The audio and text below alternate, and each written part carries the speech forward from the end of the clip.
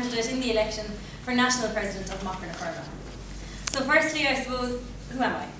I'm from Ballygiblin, which is a small townsland about 4 miles outside Mitchelstown, at the foot of the Galtee Mountains, in the heart of the Golden Vale. I live at home with my dad Tony, my mum Alison, my brother Sean, who's also a member of our club, and my sister Maeve, who's just about to sit her junior cert. I went to college in UCD, where I studied chemical engineering. Excuse me. And during my time in college, I was very involved with the UCD Equestrian Club, serving as secretary and treasurer on the committee. During my time in college, I was also lucky enough to win 2 UCD Sports Awards for my equestrian endeavours. I work as a process engineer in a people-leading role in Procter & Gamble in Neenah and Tipperary. But this would change if elected.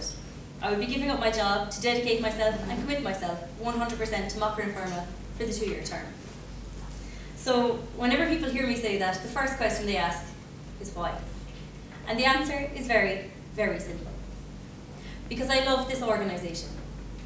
Because I have gained so much from this organisation.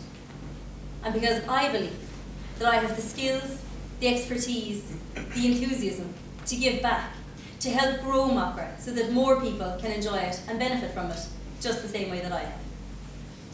I'm in my 8th year of membership of Mockra. I first joined Ballyhowra Mockra in 2004, where I cut my teeth on the Mockra scene, competing in various competitions, including Miss Blue Jeans in 2009, and serving as secretary on the committee. I was one of the 10 members who re-established the Mitchelstown Club in May 2010, and served as chair from the first meeting right through to our AGM last year. Now, although it's a relatively new club, many of you will have heard of Mitchelstown. We've enjoyed some huge success. We won the Best Emerging Club in the country in 2011 and came runners-up in the overall Club of the Year competition the same year. Last year, the following year, we also got down to the last 7 in the Club of the Year competition. So, huge success, but not without a lot of hard work. And from the outset, it was my intent as chair to lead from the front. And to that end, I've competed at a national level in basketball, in 7-a-side football, in soccer, in capers, in drama, in impromptu debating, in dairy stock judging, and I was part of the team who got to the national finals of debating twice. So I know firsthand what it's like to try and grow a club from the ground up and the hard work that it takes. At a regional level, I've been competitions chair in Avondhu, and for the last 2 years have been development chair, where we've established 3 new clubs. We've increased numbers in all existing clubs, and we've increased participation across the board.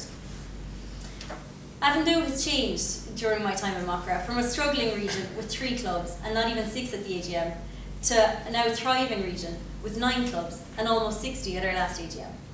So I haven't talked the talk when it comes to club development. I've walked the walk.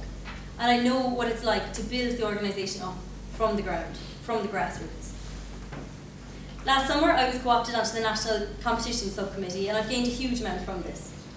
Now, sorry, I was skipping ahead of myself there. So last January then, I was lucky enough to win a National Leadership Award, which I'm immensely proud of. So the reason I'm telling you all of this is, yes, to show you my enthusiasm for Mockra, but also to show you the strength and depth of club and county experience that I bring to the table and that I offer. Now, over the course of the campaign, I've been out and about, I've been all over the country, meeting a huge amount of people and getting their feedback on what their hopes are for Mockra, what their concerns are for Mockra, and I've organised them into a number of key priorities. One of the key priorities would be agriculture. So it's a time of great churn at the moment in ag. We've cap reform ongoing, we've quotas lifting in 2015, and we've ambitious targets for production set out in Food Harvest 2020. I would welcome and advocate for the proposed 2% top-up fund that is being made available for young farmers. It would mean that we, as Mockra members, would stand to gain an up to 25% top-up on our single farm payment for up to 5 years. However, I think that the ministers have fallen short, and this needs to be made mandatory across Europe.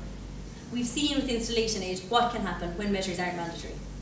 Again, installation aid was a fantastic fund there for young farmers, and there very much is needed. So with Mockra and with CEJA, our European partners in Europe, I would be lobbying very strongly for an 80-20 co-funding rate to replace the 50-50 co-funding rate that is frankly unaffordable for Ireland right now. Because predictability in payments is of paramount importance to young farmers, especially when they're establishing themselves in the business. I was listening to Dr. Ailish Byrne, who was speaking at the meeting of the banks. She was from Ulster Bank, which was organised by Shandoon before Christmas, and she said that the top 25% of dairy farmers in New Zealand do financial planning. Now I think this is a huge opportunity for MOCRA to work with and for its members to investigate the ins and the outs of financial planning. I also firmly believe that no organisation is an island, and to that end I will continue to foster and develop links and relationships with other farming organisations, to lobby with them on these and other issues on a national and European level. Now, Rural Youth is a fantastic committee that has done some serious work over the last number of years, but there are always more opportunities for us, and one in particular that I would see would be promoting positive mental health in MOCRA. I see the training weekends as a fantastic opportunity for us to take some time to train ourselves on how to look after our own mental health, on what to look out for in our friends, and what to do if you have a concern. Because we're all told to talk, but it's a very difficult conversation to start, and obviously a very sensitive issue. So I think this is a fantastic opportunity for us to work with the likes of Assist, Grow, See Change, to look after the mental health of our nearest and dearest. I firmly believe that this should be done as part of a nationwide MOCRA campaign to promote positive mental health. Another issue at the moment is education. Now, I welcome the fact that there has been a rollback on including farm and business assets in the means test for third level.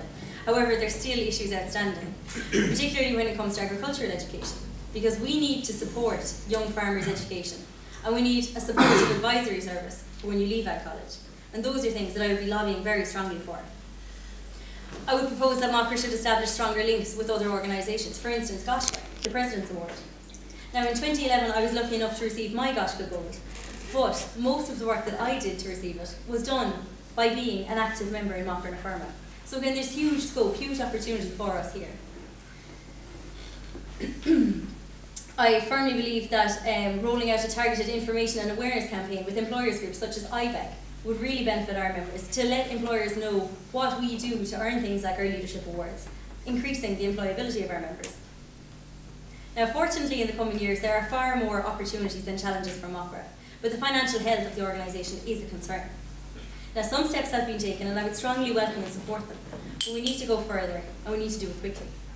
We need everybody engaged to solve this problem. We need to take ownership of the organisation. We need to feel ownership of the organisation, so that we can make sure that it thrives into the future. Now, thanks to the fantastic work being done by club bureaus, by county bureaus, and by our national bureau, I believe at this stage that most people know what MOCRA na Firma is. However, lots of people still don't understand who can join or what we do. So to this end, I think that we should leverage social media far more effectively. For instance, YouTube.